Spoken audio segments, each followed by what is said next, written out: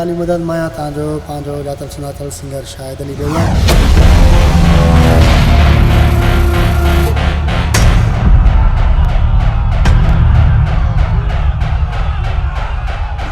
ये तो मुंहिंजो नओं एल्बम अची रहियो आहे आरिफ एंटरप्राइज़, जंहिंजा प्रोड्यूसर आहिनि भाउ आरिफ हुसैन जोखी।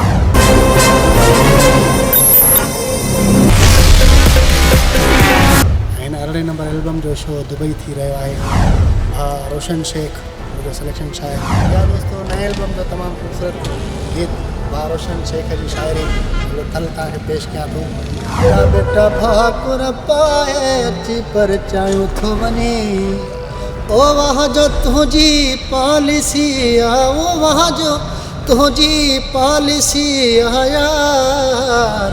वारनि में हथड़ा फेराए पंहिंजो कमु ठाहियूं थो वञे, बेटा बेटा भाकुर पाए अची पर चाहियूं थो वञे। शिकार तो सब करते हैं, लेकिन टाइगर से बेहतर शिकार कोई नहीं करता।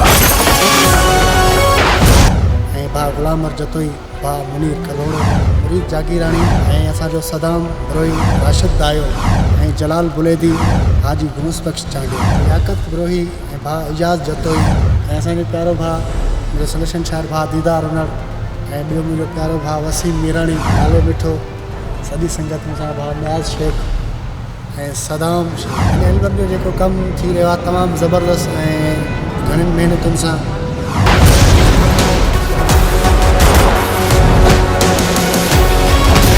असांजो प्यारो भाउ रोशन शेख जंहिंजी तमामु महिरबानियूं।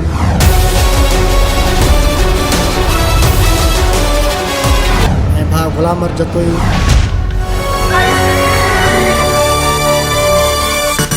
ऐं भाउ मुनीर कलोड़ो।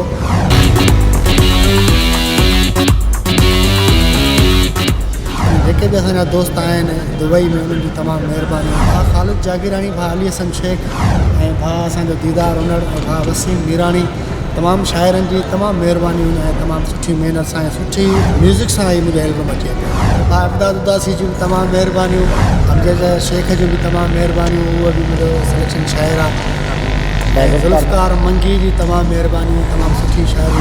वाब मैसर, असद मस्तोई, सतार ब्रोही, वहीद खोसो, हैदर मनसी, उन दोस्तनि जी तमामु महिरबानी। असांजा जेके बि परदेसी भाइर आहिनि दुबई में, असांजा परस्तार ऐं असांजा शाइर जिन जो ताउन आहे हिन एल्बम में, उन्हनि जी तमामु महिरबानी। इंशाअल्लाह अन करे मथे महीने में हे मुंहिंजो एल्बम जो शो जेको आहे दुबई में थींदो।